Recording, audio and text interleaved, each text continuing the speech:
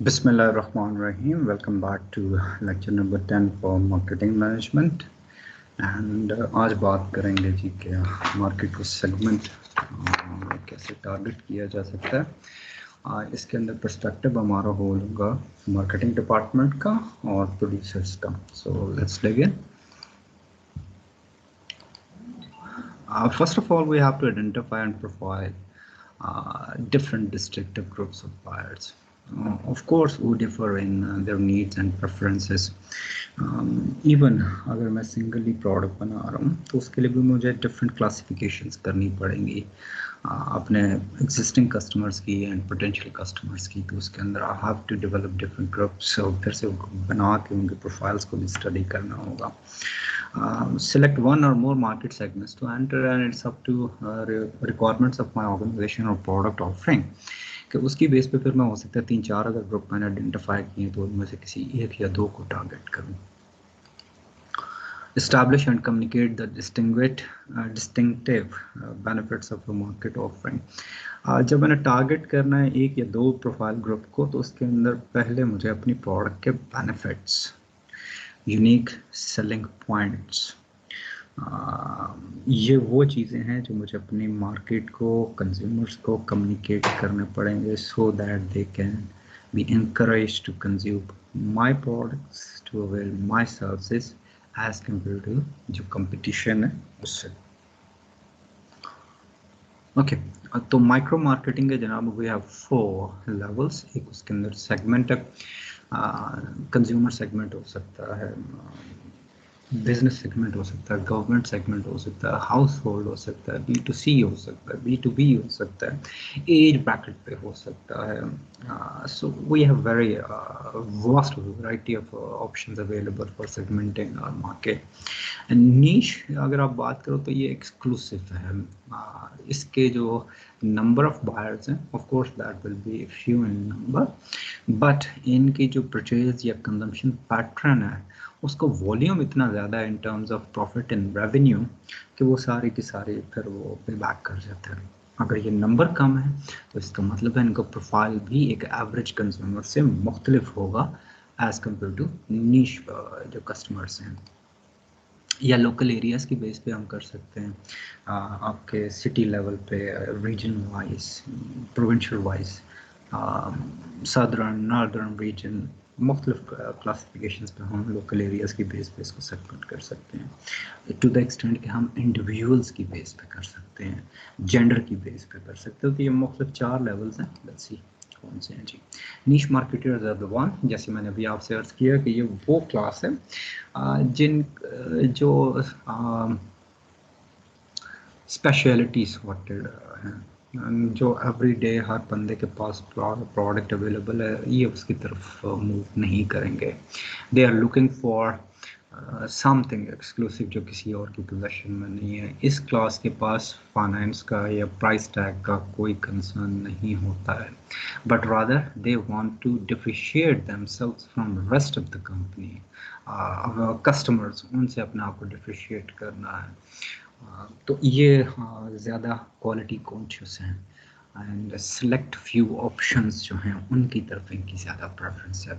Enterprise rent a car targets the insurance replacement market, so that can be another example of niche marketeers. So अब आ जाइए market segment क्या है। Segment consists of a group of customers who share a similar set of needs and wants.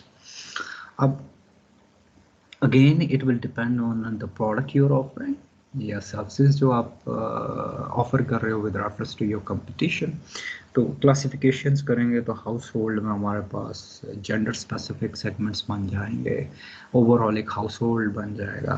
Then we have kitchen की ज़रूरियात है उसके हिसाब से बन जाएगा। तो ये मुख्तलिफ क्लासिफिकेशंस की बेस पे हम बना सकते हैं। और उसके पीछे जो अंडरलाइंग बिल्डिंग ब्लॉक है that is again needs and wants हैं। डिमांड अभी तक नहीं है, डिमांड ट्रांसलेट होगी जब मैं उसको मोटिवेट करूँगा तब वो डिमांड करेगा। ऑफ कोर्स उसके अंदर वांट तो एक डिज़ायर है ही है। कस्टमराइजेशन क्या है जी? combines operationality driven mass customization with customized markets in a way that empowers consumer to design the product and service offering of their own. अच्छा, अब हमारे यहाँ पे आइसक्रीम पार्लर जैसे आ गया। नॉर्मल जो ट्रेडिशनल अप्रोच है, हम वहाँ पे उनके ऑलरेडी प्रोसेस्ड जो प्रोडक्ट्स हैं वही लेते हैं और कंज्यूम करते हैं, but provide engaging experience to the consumers and users. अब बहुत सारे आइसक्रीम पार्लर्स हैं, वो आपको right from scratch till consumption involve करते हैं प्रोडक्ट में। उसके अंदर वो आपको ऑफ़र करते हैं कि आप जो कंजम्पशन पैटर्न साइज़ है वो आप खुद सिलेक्ट करें, टॉपिंग्स आप खुद सिलेक्ट करें, मिक्स एंड मैच एक्सपेरिमेंट को इनकरेज किया जाता है। तो that is one example. And other example जो है, हम अगर सबवे पे जाते हैं तो अगेन वो every step of the product food development if I may, तो उसके ऊपर भी वो आपका इनपुट ले रहा होता है। Actually they are letting you being the decider in वो है। एक और जो एग्जांपल है वो हम बात कर सकते हैं डेल लैपटॉप्स की या सिस्टम्स की। अगर आप इनके ऑनलाइन वेबसाइट पर जाएंगे तो ये आपको ऑलमोस्ट टू द बेसिक्स सारी के सारी प्रोडक्ट कस्टमाइज करने का ऑप्शन देते हो, तो ये कस्टमराइजेशन की कैटेगरी में आएगा। हमारे जियोग्राफिक बेस पे हम कर सकते हैं जी, जियोग्राफिक रीजन, सिटी, शहर, प्रोविंस, एरिया, कॉन्टिनेंट, उसकी बेस पे हो सकता है। डेमोग्राफिक्स आपके एज है, जेंडर है, इवन टू द एक्सटेंट आप फैमिली में हायरार्की में किस नंबर पे उस बेस पे हो सकता है। साइकोग्राफिक्स पे हो सकता है, साइकोग्राफिक्स आपका जो लर्नर्ड है, सॉर्ट है, कॉग्निटिव है, तो ये सारे के सारे इन बेंचमार्क्स पे हम आपको कैटेगराइज कर सकते हैं with reference to the products.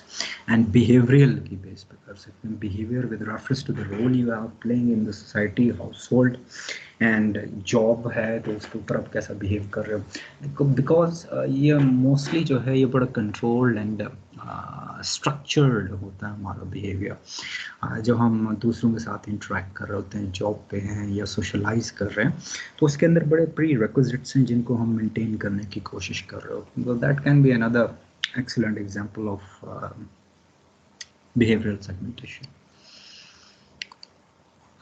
जैसे मैंने आपसे पहले अर्ज़ किया कि डेमोग्राफिक्स में हम आपकी एज और लाइफ साइकिल कि आप किस स्टेज पे हैं अपनी लाइफ के, इधर you are being student right now, फिर कभी आप प्रोफेशनल्स बन जाओगे, फिर आप एक फैमिली ओरिएंटेशन आ जाएगी, इस्टेब्लिशमेंट की बात आएगी, and after that post retirement की तरफ। तो ये मुख्तलिफ एज पैकेज पे हम देख सकते हैं। लाइफ स्टेज ही अभी आपसे अर्ज़ कर दिया। Gender of course, normally either you will be categorized male or female, or अब हम ऑन करना शुरू हो गए ट्रांसजेंडर्स को भी।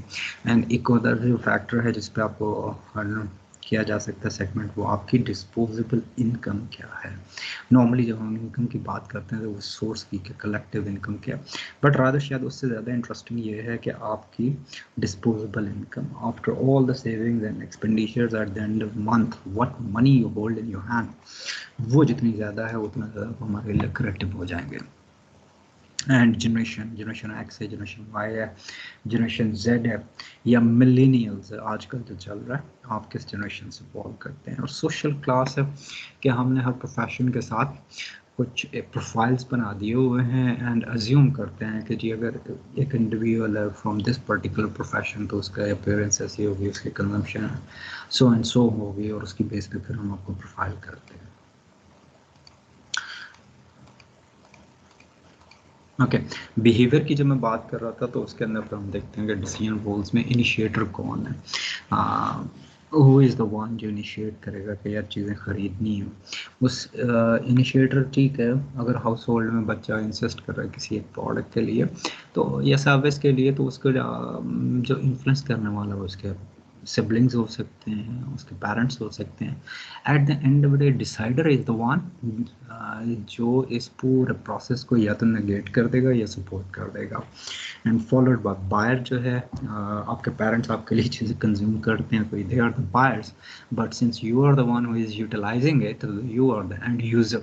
तो इसके अंदर आपका इनपुट भी अब इस एज ब्रैकेट में ज़रूर लिया जा रहा होगा, लेकिन जब आप बिल्कुल ही छोटे साल 2 साल के 3 साल के होंगे तो उस वक्त आपका इनपुट नहीं है उसके ऊपर, तो उस वक्त टारगेट था आपके पेरेंट्स, तो उनको आप सेगमेंट करें। बिहेवियर वेरिएबल्स में बात करें तो ओकेजन्स पे है जी, एक नॉर्मल रूटीन लाइफ हम गुजार रहे होते हैं, फिर भी आप मुख्तलिफ national, religious, family oriented special occasions हैं जिन पे हमारा बिहेवियर चेंज हो जाता है, एंड बेनिफिट्स पर हम उनके साथ एसोसिएट कर रहे होते हैं, एंड यूज़र स्टेटस आपका सपोजली आ जाएगा कि अगर आप ब्रांड ए इस्तेमाल करेंगे तो आपको एक और वाइब आएगी, एंड अगर आप उससे थोड़ा सा क्वालिटी में कम ऑप्शन सेलेक्ट करेंगे तो थोड़ा सा आप डिससेटिस्फाइड होंगे। तो यूज़र स्टेटस को हम डिफाइन करते हैं, एंड यूजेज रेट आपका कितना है, फ्रिक्वेंसी कितनी है, कितना फ्रिक्वेंट आप बाय करते हैं, एंड लास्टली रेडीनेस ये है कि आपने अभी अगर प्रोडक्ट खरीदी है तो नेक्स्ट टाइम आप सेकेंड टाइम कब खरीदोगे। अगर अभी नहीं खरीदी, फर्स्ट टाइम एक्सपीरियंस है, तो आप कितना प्रोडक्ट को खरीदना चाहोगे। Excuse me. और लॉयल्टी स्टेटस कि आपके पास हालात बदल गए हैं, ज़्यादा पैसा आ गया है, एंड बट स्टिल आप एक मखसूस ब्रांड के साथ अगर बार बार कंफर्टेबल और वही खरीदे जा रहे हो तो you are actually translating your purchasing to loyalty for that brand. And attitude क्या है कंपटीशन की तरफ और हमारी प्रोडक्ट्स की तरफ। ये एक ग्राफिकल रिप्रेजेंटेशन है कि जो नॉर्मल डे टू डे इस्तेमाल की चीज़ें हैं, एफएमसीजी कह लें या हाउस होल्ड या टॉयलेटरी कह लें, तो उसके अंदर कितने परसेंट लोग हैं जो लाइट हाफ है या हैवी हाफ है यूजर्स। तो इसमें अगर आप देखोगे हैवी जो है 75% with reference to soaps and detergents हैं, 79% और with reference to shampoos, and cola की consumption is 83%, and light half पे आपका 17% है। Brand funnel illustrates variations in the buyer process, readiness process. That is, first we have to make you aware about the products and services available in the market. फिर वो आपने कभी question होते हैं कि आपने कभी ये प्रोडक्ट पहले ट्राई की है। Right now if you are smoker तो निकोटीन है बेसिकली कंजम्पशन, तो उसके लिए आपको मार्केट में मिल जाएंगी एक बड़ी ज़बरदस्त सी प्रोडक्ट आई है, पैच, निकोटीन पैच है, वाइवो के नाम से है बिलीव। तो उसके अंदर उसके मुख्तलिफ रेंजेस हैं। आपने लास्ट टाइम ये प्रोडक्ट इन क्वेश्चन कब इस्तेमाल किए, फ्रिक्वेंट यूज़र हैं या ओकेजनल यूज़र हैं, या आप मैक्सिमम फ्रिक्वेंसी आपकी कब रही इस्तेमाल की। तो इन सारी चीज़ों को हम इसके अंदर देखते हैं। लॉयल्टी स्टेटस की बात करें तो perfectly fine, this is not a crime to switch from brand 1 to brand A or brand B. Then we have shifting loyals हैं, या वक्त के साथ साथ दूसरों के ओपिनियंस के बेस पे अपना आप स्विच करते रहेंगे, and split loyals and followed by hardcore loyals. Hardcore loyals are not influenced by opinions of other individuals, die-hard fans. So this is the breakdown of your behavioral segment breakdown. We have target market जिसमें कुछ segments जो हैं unaware हैं आपकी product के बारे में, कुछ aware हैं। If they are aware तो उन्होंने आपकी product try नहीं की होगी या try की होगी। तो दोनों cases में अगर try नहीं की तो इसलिए नहीं की होगी कि उनका negative opinion कहीं से सुना होगा, या they are neutral about it या favorable opinion वो जरूर रखेंगे। Then we have रिजेक्टर्स हैं कि ट्राई की है, पसंद नहीं आई, उसको रिजेक्ट कर दिया, या हमने उसको रिपीट नहीं किया और रिपीटेड है। तो रिपीटेड में आपके पास फिर लॉयल टू द ब्रांड आ जाएंगे, स्विच करते रहेंगे लोग या आपके ब्रांड के साथ लॉयल हैं। तो उस सूरत में आपके पास लाइट यूज़र है, रेगुलर यूज़र है या हैवी यूज़र्स है। दिस कंक्लूड्स जी और आज का लेक्चर। इंशाल्लाह आप लोगों से मुलाकात होगी इंटरेक्टिव सेशन में, और फिर यहाँ से हम लोग कंटिन्यू करेंगे।